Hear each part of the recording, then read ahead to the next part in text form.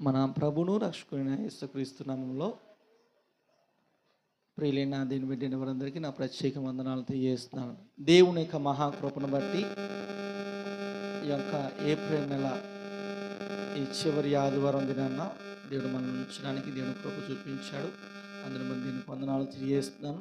ఈ సమయంలో దేవుని వాక్యాన్ని మనం ధ్యానం చేద్దాం.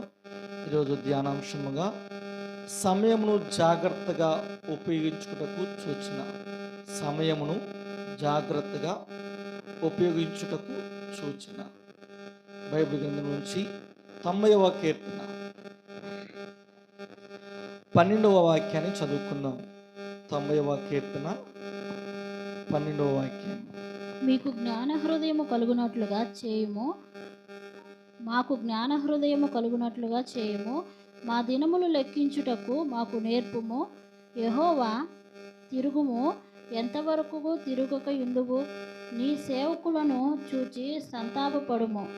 ఇక్కడ మనం చదువుకున్న మాటలో భక్తులైన కీర్తనకారుడు చెప్తున్న మాటను మనం చూస్తే కనుక ఏమంటున్నాడంటే, మాకు జ్ఞాన హృదయము కలుగునట్టుగా చేయము, మా దినములను లెక్కించుటకు మాకు నేర్పుము. సమయాన్ని జాగ్రత్తగా ఉపయోగించుకోవడానికి ఒక సూచన ఏంటంటే, దినములను లెక్కించడానికి మాకు నేర్పించయ్యా. ఈ దినము మేము ఎలా ఉండాలో, ఈ దినమున మేము చేయవలసిన కార్యకలాపాలు ఏంటో వాటిని లెక్కించడానికి మాకు నేర్పించు. ఈరోజు మనం నేర్చుకోవాల్సిన పాఠం ఏంటంటే, ఈ దినమున ఏం చేస్తాం. కొంతమందికి ఒక వాడుకుంటుంది ఏంటంటే, డైరీ రాసే వాడుకుంటుంది. ఈ దినమున ఉదయం లాగ్గానే ఏం చేశాను, మధ్యాహ్నం ఏం చేశాను, సాయంత్రం ఏం చేశాను, మళ్ళీ నేను పడకు లేకపోతే నిద్రపోవడానికి ఏం చేశాను, ఇవన్నీ ఆలోచించుకుంటూ ఉంటాం. ఆలోచించి ఏం చేస్తారంటే డైరీలో రాసుకుంటూ ఉంటారు. డైరీ రాసే వారి యొక్క దినచర్య అంతటిని ఏం చేస్తారంటే డైరీ రాయడం ప్రారంభిస్తారు. అందుకని భక్తుడు కీర్తనకారుడు ఇచ్చి కూడా చెప్పిన మాట ఏంటంటే, నా దినములు లెక్కించడానికి నాకు నేర్పించు. లెక్క అయా ఏం చేయాలో నాకు ఎందుకు నేర్చుకోవాలి. ఎందుకు నేర్చుకోవాలంటే, ఏ సమయము ఎలాంటిదో తెలియని పరిస్థితి, ఏ గడియో ఏ క్షణమో తెలియని ఒక దినాల్లో మనం ఉన్నాం.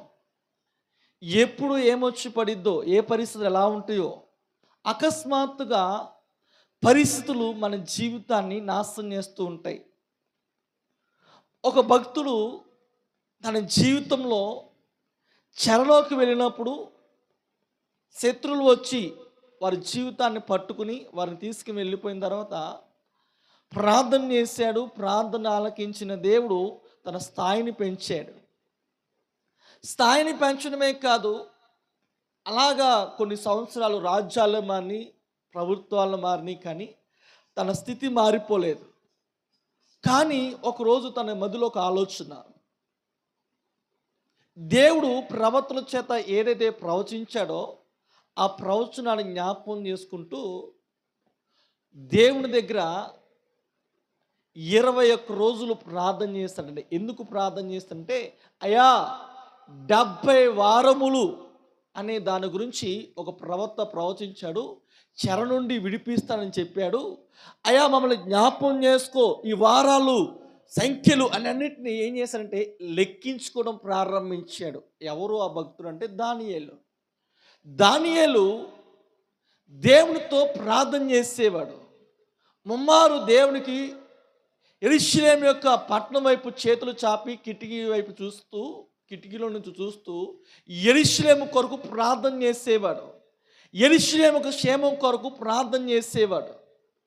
ఇలా ప్రార్థన చేస్తున్నప్పుడు అతని మదిలో ఒక ఆలోచన, దేవుడు ప్రజల్ని చెర నుండి విడిపిస్తా అన్నాడు. అది ఎప్పుడు విడిపిస్తాడు, ఎవరైనా ప్రవక్తలు ప్రవచించారా అని చూస్తే ఆ ప్రవచనాన్ని జ్ఞాపకం చేసుకున్నాడు. ఏమనంటే 70 వారములు అనే ఒక మాటను చూశాడు. ఆ మాటను జ్ఞాపకం చేసుకుని దేవుని దగ్గర ఆలోచించి లెక్క చేశాడు.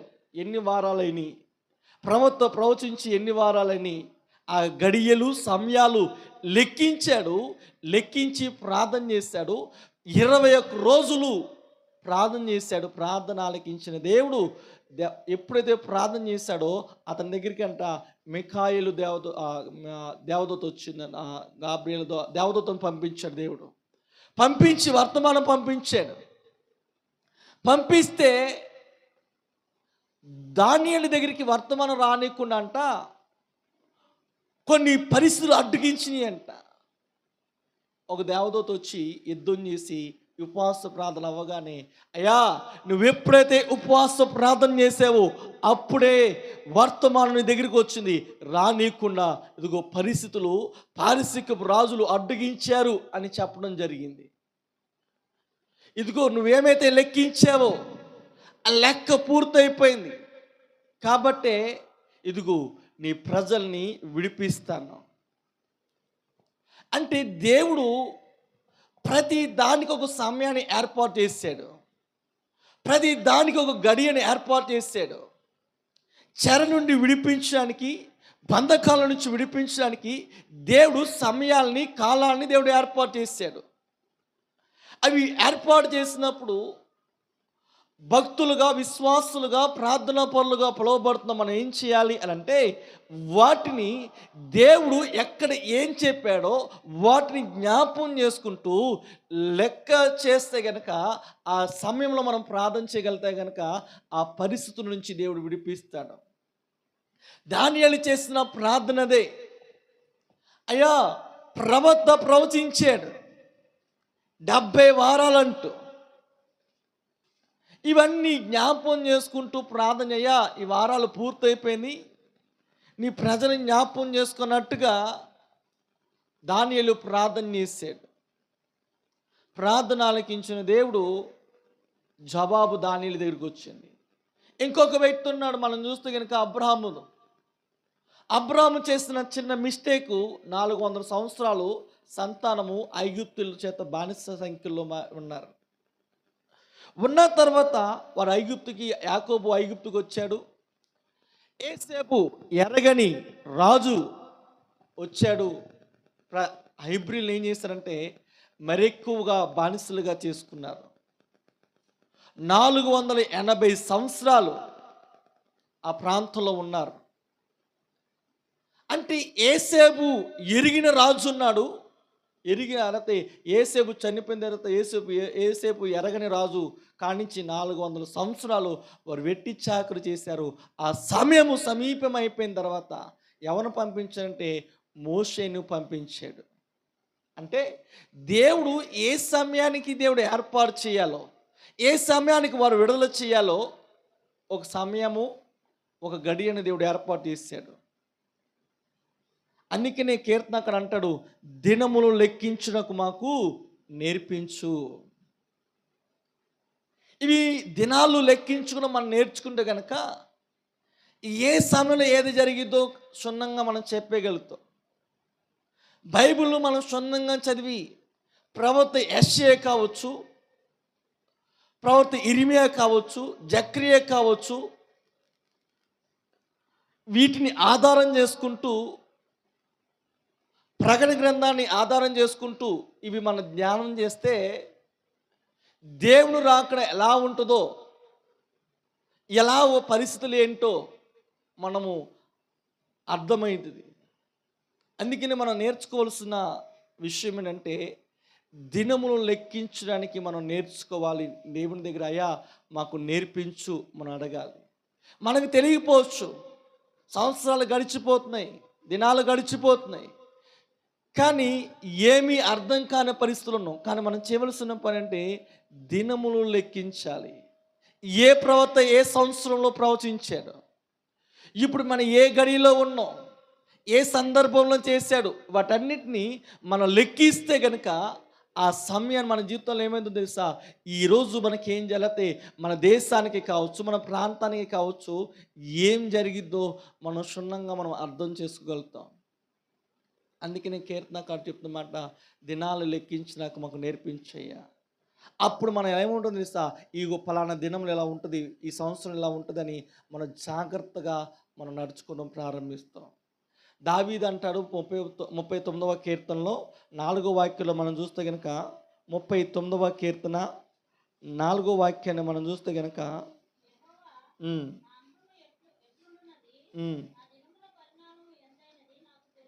ఇక్కడ ఏమంటాడు దావీదు, ఏమంటున్నాడంటే, అయ్యా నా దినములు ఎలా ఉన్నాయో, నా పరిస్థితులు ఎలా ఉన్నాయో, నా అంతం ఎలా ఉంటుందో నాకు తెలియజేయి. దినాలు నేర్చుకున్నామని ఏంటంటే నా దినం ఎలా ఉంటుందో, నా రోజులు ఎలా ఉంటాయో, నా అంతం ఎలా ఉంటుందో, నా పరిస్థితి ఎలా ఉంటుందో,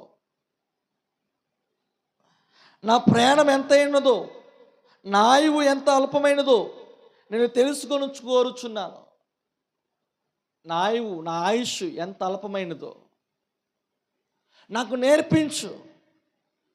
దేవుని దగ్గర అడుగుతున్నప్పుడు ఆయన నేర్పించడం ప్రారంభిస్తాడు.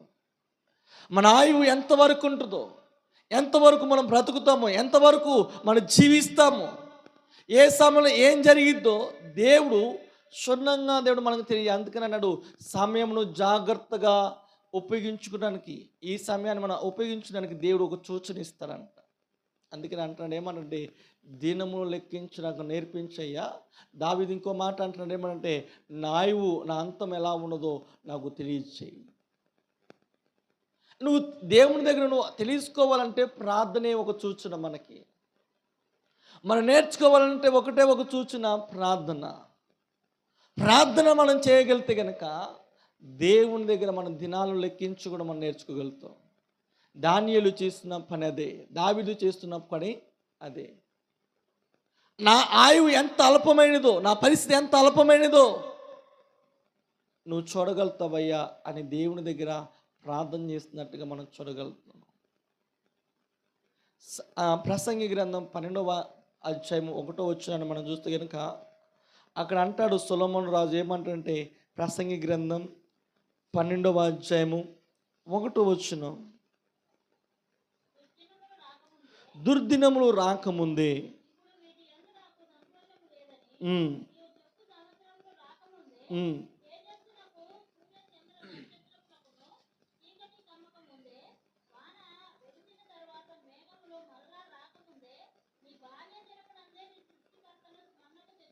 ఇక్కడ మనం చదువుకున్న మాటలో సొలొమోను రాజు చెప్తున్న ఈ ప్రసంగి గ్రంథంలో సొలొమోను చెప్తున్న మాట అంటే, దుర్దినములు రాకముందే, అపాయకరమైన పరిస్థితులు రాకముందే, భయంకరమైన దినాలు రాకముందే ఏం చేయాలంట, నీ బాల్య దినంలోనే నీ సృష్టికర్తను ఏం చేయాలంట, స్మరణకు తెచ్చుకో.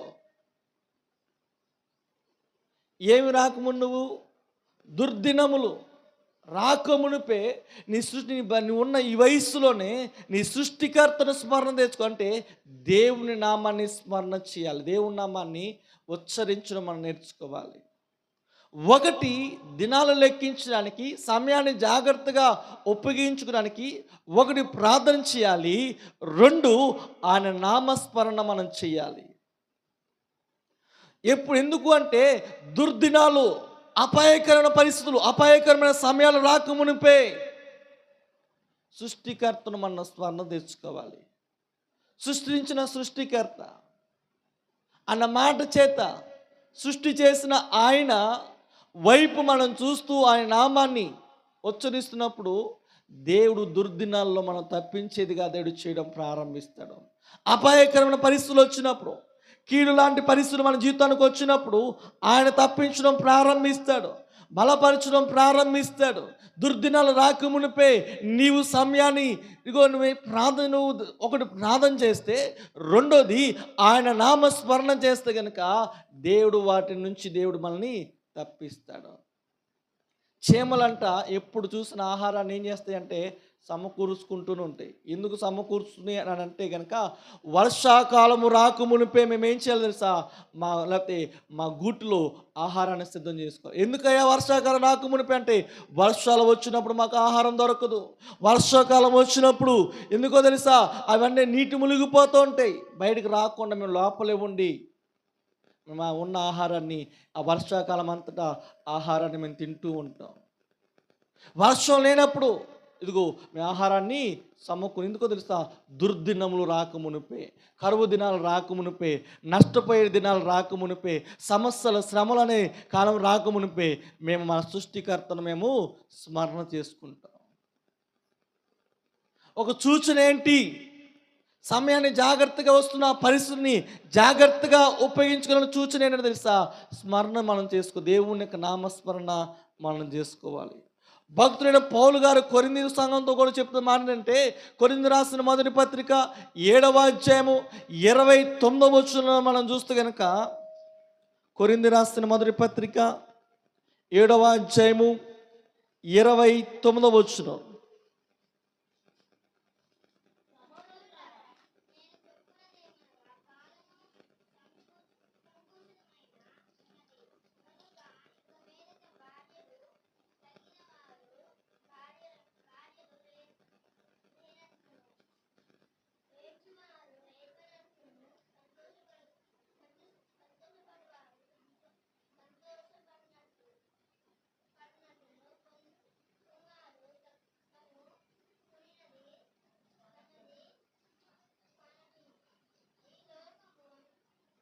అనుభవించుము, అమితంగా అనుభవించుటను ఉండవలను, ఏలయనగా ఈ లోకపు నటన గతించుచున్నది. ఏమంటే 29వ వాక్యం మనం చూస్తే కనుక అక్కడ ఏమంటే, కాలము సంకోచితమైనది, కాలము చిన్నగా కుసించిపోతుంది. కాలం ఏమైపోతుంట, సంకోచితమవుతుంది, కాలము కృషించిపోతుంది.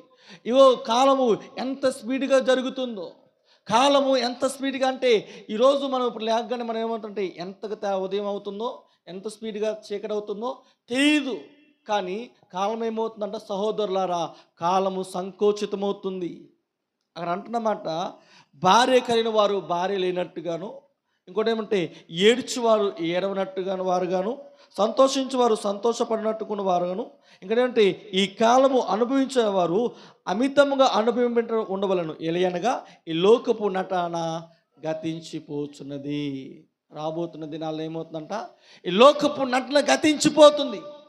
ఈ నటన కాలం ఎందుకంటే కాలము సంకోచితము, కాలము సమీప అంటే కృషించిపోతుంది, కాలము తగ్గిపోతుంది. కాలము ఎంత స్పీడ్గా గడిచిపోతుందో సంకోచితం అయిపోతుంది. కాబట్టి మనం ఎందుకు అనిపోతుందంటే ఈ లోకపు నటనలు ఏమవుతున్నాయి అంట, గతించిపోతున్నాయి. ఈ లోకంలో నటించేవారు గతించిపోయే దినాలు రాబోతున్నాయి. పరిస్థితులు భయంకరంగా మార్చబడబోతున్నాయి. పరిస్థితులు నానాటికి కృషించిపోయేదిగా రాబోతున్నాయి. కాబట్టి మనం ఏమవ్వాలి తెలుసా, మన ఈ దినాల్లో మనం ఏమవ్వాలంటే, మనం ఏడ్చేవారుగా ఏడవనట్టుగాను, సంతోషించేవారు సంతోషించేవారుగా కాకుండా మనం ఎలా ఉండాలంటే దేవునిలో ఆనందించేవారుగా ఉండాలి. అందుకని అన్నాడు, భార్యలు కలిగిన వారు భార్యలు లేనట్టుగా, అంటే దేవునిలో మనం ఆనందించాలి. దానికి ఆ పరిస్థితి అంటే దేవునిలో ఎందుకు ఆనందించాలంటే ఈ లోకపు నటలు ఏమవుతాయి అంట, గతించి నాశనం అయిపోతుంది. లోకపు పరిస్థితి నాశనమైపోతుంది. అంటే లోకంలో పరిస్థితి నాశనమైపోతుంది, కానీ దేవునితో నడిచే దినాలు నాశనమేమో. దేవునితో ఉండే పరిస్థితులు, దేవునితో గడిచిన దినాలు నాశనమవు. దేవునితో ఉండే వ్యక్తులు నశించిపోరని భక్తుడు పౌలు గారు చెప్పగానే చెప్తున్నారు. ఈ లోకపు నటన అనేది గతించిపోతుంది, కానీ దేవునితో నడిచే అనుభవం మనకు ఉండాలి.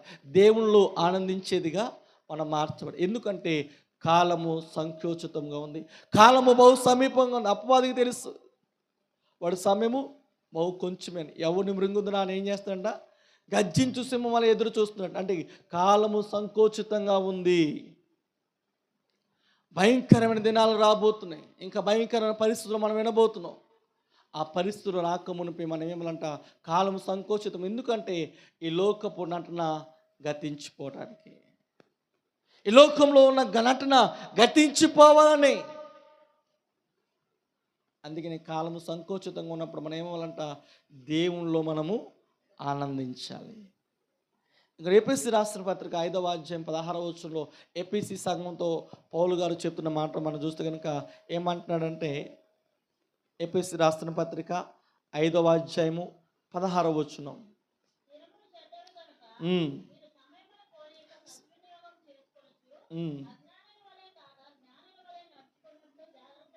ఇక్కడ మనం ఎలా ఉండాలంటే, దినాలు చెడ్డవి కాబట్టి ఎలా ఉండాలని చెప్తున్నారంటే, 4వదిగా జ్ఞానము కలిగి జాగ్రత్తగా మీరు ఉండండి. జ్ఞానుల వలె నడుచుకున్నట్టు జాగ్రత్తగా చూసుకునండి. ఎలా నడుచుకోవాలంట, జ్ఞానము కలిగి నడుచుకోవాలి, అజ్ఞానుల వలె కాక. నేను ఎందుకు అజ్ఞానుల వలె కాకనంటే దినాలు చెడ్డవి. ఏం దినాలు? దినాలు చెడ్డ దినాలు. మనం బాల్య దినాల్లో భక్తుడు చెప్పాడేమని అంటున్నాడు, బాల్య దినాల్లో నీ సృష్టికర్తను స్మరణ తెచ్చుకో, దుర్దినాలు రాకమునిపై సొలొమోను రాజు చెప్పిన మాట. అప్పుడు చెప్పాడు. ఇప్పుడు ఏమైపోయినాయి అంటే దినాలు చెడ్డగా అయిపోయినాయి, దినాలు భయంకరంగా మార్చబడినాయి. ఇప్పుడు మనం ఎలా ఉండాలంటే ఈ చెడు దినాల్లో జ్ఞానము కలిగి నడుచుకోవాలంట. ఎలా నడుచుకోవాలంటాడు? జ్ఞానుల వలె. జ్ఞానుల వలె మీరు నడుచుకుంటే కనుక, జాగ్రత్తగా మీరు చూసుకోండి. మీరు చూసుకుంటే కనుక మీరు ఈ చెడ్డ దినాల్లో మీరు కాపాడబడతారు. మనం ఎలా ఉండంటే జ్ఞానము కలిగి మనం నడుచుకోవాలి, అజ్ఞానుల వలె కాక. మూర్ఖమైన ఈ తరంలో వారికి జ్ఞానముతో మనం బుద్ధి చెప్పే వారంగా మనం మార్చబడాలి. జ్ఞానము కలిగి మనం ముందుకు నడిచే వారంగా మనం మార్చబడాలి. ఈ మూర్ఖమైన వంకర తరానికి మనం ఎలా ఉండాలంటే ప్రకాశించే తారల వల్లే మనం కనిపించాలి, ప్రకాశించే వ్యక్తులుగా మనం కనిపించాలి. అందుకని అంటున్నాడు, అయ్యా మీరు జ్ఞానము కలిగి ఈ దినాలు చెడ్డ దినాల్లో జ్ఞానులు కలిగి నడుచుకోండి. చివరికి ఇంకో మాట చదువుకుందాము. కొలస్సీ రాసిన పత్రిక 4వ అధ్యాయము 5వ వచనం. కొలస్సీ రాసిన పత్రిక 4వ అధ్యాయము 5. సమయాన్ని పోనీక సద్వినియోగం చేసుకొనుచు. ఇక్కడ మనం చదువుకున్న మాట మనం చూస్తే కనుక ఏమంటాడంటే సమయాన్ని పోనీక ఏం చేసుకోవాలంట? సద్వినియోగం చేసుకోవాలి. సమయాన్ని ఏం చేసుకోవాలి? సద్వినియోగం చేసుకోవాలి. చేసుకుని మనం ఏం చేయాలంటాడంటే సంఘము ఎల్లుపటి వారి వలె కాక, సంఘానికి బయట ఉన్న వారి వలె కాక. ఎలా ఉందంట? సంఘము లోపల ఉన్నవారి జ్ఞానము కలిగిన వారుగా మనం మార్చబడాలి. ఎలా ఉందంటే సమయాన్ని ఏం చేయాలంట? సద్వినియోగం చేసుకోవాలి.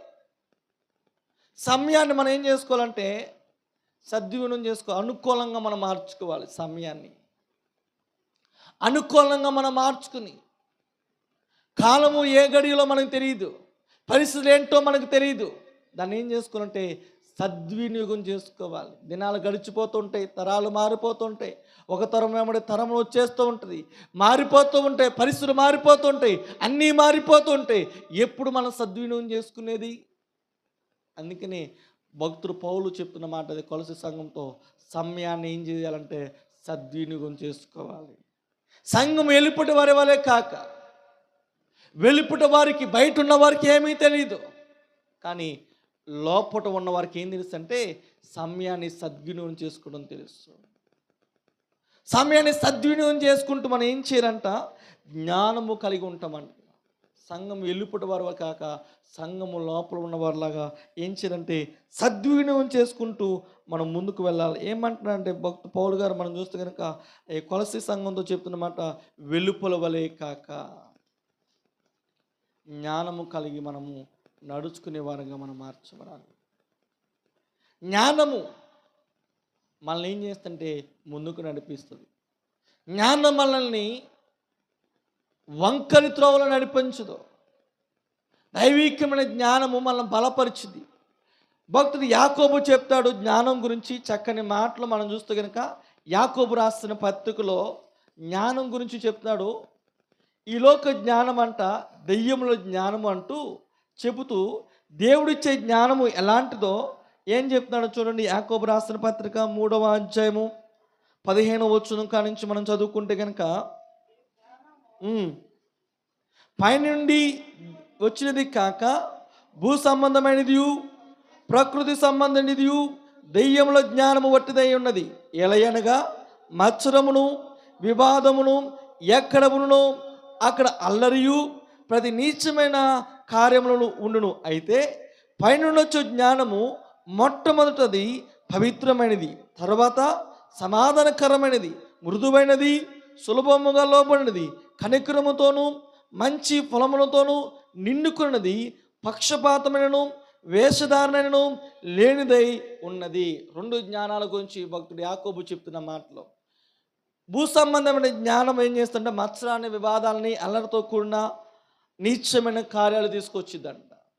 కానీ పైనుండి వచ్చే జ్ఞానము, ఆ జ్ఞానం ఏం చేస్తుందంటే పవిత్రమైనది, సమాధానకరమైనది, మృదువైనది, సులభముగా లోబడినది గాను, కనికరము గలది, మంచి ఫలము కలిగినది గాను ఉంటుందని భక్తుడు యాకోబు చెప్పడం ప్రారంభిస్తున్నాడు. కాబట్టి ఈ భూ సంబంధమైన జ్ఞానము కన్నా పరలోకం నుంచి వచ్చే జ్ఞానాన్ని మనం పొందుకుంటే కనుక దేవుడు ఈ భయంకరమైన దినాల్లో, ఈ అపాయకరమైన దినాల్లో ఎలా నడుచుకోవాలో దేవుడు మనకు బోధించడం ప్రారంభిస్తాడు. ఏ పరిస్థితిలో మనం ఎలా నడుచుకోవాలో మనకు తెలియకపోవచ్చు, కానీ ఆయన తెలియజేయడం ఆయన జ్ఞానం చేత మనం నడిపించడం ప్రారంభిస్తాడు, మనకు బోధించడం ప్రారంభిస్తాడు, సమకూర్చడం ప్రారంభిస్తాడు. అందుకని అంటున్నాడు, అయ్యా సమయంను జాగ్రత్తగా ఉపయోగించుకోండి.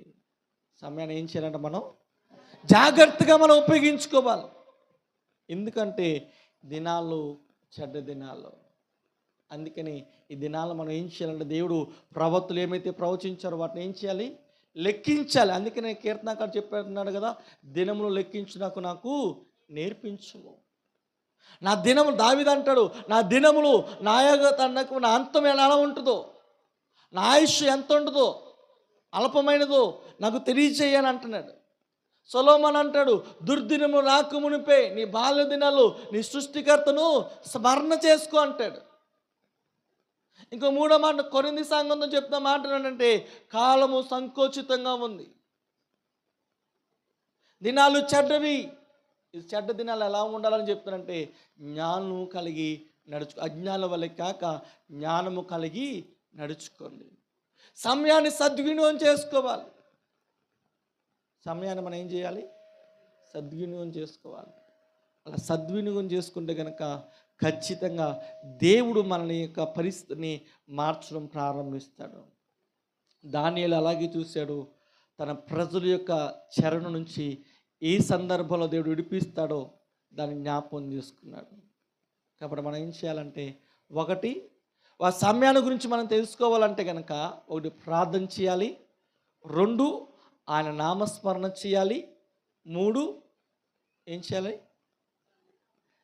ఒకటి ఏం చేయాలి, ప్రార్థన చేయాలి, రెండు ఆయన నామస్మరణ చేయాలి, మూడు ఆయనలో మనం ఆనందించాలి, నాలుగు జ్ఞానము కలిగి నడుచుకోవాలి, ఐదవది మనం చూస్తే కనుక సమయాన్ని సద్వినియోగం చేసుకోవాలి. అలా చేసుకున్నప్పుడు దేవుడు ఏం చేస్తాడంటే, కాలం సంకోచితంగా ఉంది కాబట్టి దేవుడు ఏ సమయంలో ఏం జరగబోతుందో దేవుడు మనకు తెలియజేయడం ప్రారంభిస్తాడు. అటు కృప దేవుడు మనందరికీ అనుగ్రహించునుగాక. అటు దైవికమైన జ్ఞానము, పరసంబంధమైన జ్ఞానాన్ని మనం పొందుకుని ముందుకు నడుచుదుముగాక. సమయంలో కాలంలో మనం గ్రహించే వారంగా దేవుడు మనల్ని మార్చునుగాక. దానియేలుకి ఇచ్చిన కృపను మనము పొందుకుని నడుచుదుముగాక. మోకరిద్దాం, ప్రార్థన చేసుకుందాం. నిజమే, సమయము కాలములు ఈ భూ సంబంధమైన జ్ఞానంతో మనం గ్రహించలేము, కానీ అవి ఎలాగ ఉపయోగించుకోవాలో ఈ ఉదయకాల సమయంలో దేవుడు మనతో మాట్లాడుతూ వచ్చాడు. ఏమంటున్నాడంటే, అయ్యా దినములు లెక్కించి నాకు నేర్పించు. నిజమే, ఎంతో మనం ప్రార్థన చేస్తున్నాం. దేవుడు ప్రతి దానికి ఒక సమయాన్ని ఏర్పాటు చేశాడు. ఆ సమయం గురించి దేవుడు లేఖనాల్లో తెలియజేస్తున్నాయి. వాటిని గ్రహించే వారంగా మనం ఉండాలి. వాటి లోటైన సత్యాన్ని మనం గ్రహించే వారంగా మనం ఉన్నప్పుడు దానియేలులాగా మనం గ్రహించగల శక్తిని, సామర్థ్యతను దేవుడు మనకు అనుగ్రహిస్తాడు. దావీదు కీర్తనకారుడు దావీదు అంటున్నాడు, అయ్యా నా ఆయుష్ ఎంత ఉందో, నా అంతం ఎలా ఉంటుందో, అల్పమైనదో నాకు తెలియజేయని అడుగుతున్నాడు. నిజమే, తెలుసుకోవాలని ఆశపడుతున్నాడు. మనం కూడా దేవుని దగ్గర మనం అడుగుతున్నాం, ప్రార్థన చేస్తున్నప్పుడు మనం తెలుసుకునే కృపను దేవుడు మనకు అనుగ్రహిస్తాడు. రెండోది, దుర్దినాలు రాకమునిపే సృష్టికర్త నామస్మరణ చేయాలి. మనం సృష్టించిన సృష్టికర్తని దేవుణ్ణి ఆయన నామస్మరణ చేసేవారంగా ఉండాలి. కాలం సంకోచితంగా ఉంది, ఆయనలో మనం ఆనందించే వారంగా మనం ఉండాలి. ఆయనతో మనం ఎక్కువగా గడిపే వారంగా మనం ఉన్నప్పుడు ఏ దినాల్లో మనం ఎలా ఉండాలో, కరువు లేనప్పుడు ఎలా ఉండాలో, కరువుతో ఉన్నప్పుడు మనం ఎలా ఉండాలో, కష్టాల్లో ఉన్నప్పుడు ఎలా ఉండాలో, బాధలో ఉన్నప్పుడు ఎలా ఉండాలో, శ్రమలో ఉన్నప్పుడు ఎలా ఉండాలో, కన్నీటితో ఉన్నప్పుడు ఎలా ఉండాలో ఆయన మనకు నడిపించడం ప్రారంభిస్తాడు. అందుకని అంటున్నాడు, దినాలు చెడ్డవి కాబట్టి అజ్ఞానుల వలె కాక జ్ఞానము కలిగి నడుచుకోండి. జ్ఞానము పైనుంచొచ్చే జ్ఞానము పవిత్రమైనది, సమాధానకరమైనది, సులభంగా లోపడే ఉండేది అని చెప్తున్నాడు దావీదు, యాకోబు. ఈరోజు మనం కూడా ఆ పైనుండి వచ్చే జ్ఞానాన్ని మనం పొందుకోవాలని, సమయము సంకోచితంగా ఉండగా మన ఎన్నో వార్తలు మనం వింటూ వస్తున్నాం. మనలో ఒక భయం ఏర్పడయ్యా, నేను అజ్ఞానం వలె కాక జ్ఞానం కలిగి నేను ఉంటానయ్యా. సమయాన్ని సద్వినియోగం చేసుకుంటూ, సంఘం ఎల్లుపటి వారి వలె కాక సంఘం ఎల్లుపటి వారికి ఒక మాదిరికరంగా నేను ఉంటానయ్యా. అటు కృపను నాకు దయచేయనయ్యా. అయ్యా, నీ హస్తాన్ని చాపి మీరే మమ్మల్ని ముందుకు నడిపించండి. మీరు మమ్మల్ని బలపరచండి. నీ శక్తితో మమ్మల్ని నింపి ముందుకు నడిపించండి. నీ కృపతో మమ్మల్ని బలపరిచి ఆత్మీయంగాను, ఆర్థికంగాను, శారీరకంగా మమ్మల్ని దృఢపరచండి. సమయాన్ని సద్వినియోగం చేసుకుంటూ, కాలంలో సమయంలో ఉపయోగించుకుని వాటి సూచనను గ్రహించే వారికి ఉండే కృపను మీరు మా అందరికీ దయచేసి మీరు ముందు నడిపించి బలపరచి స్థిరపరచమని యేసు నామములో ప్రార్థిస్తున్నాము తండ్రి, ఆమేన్.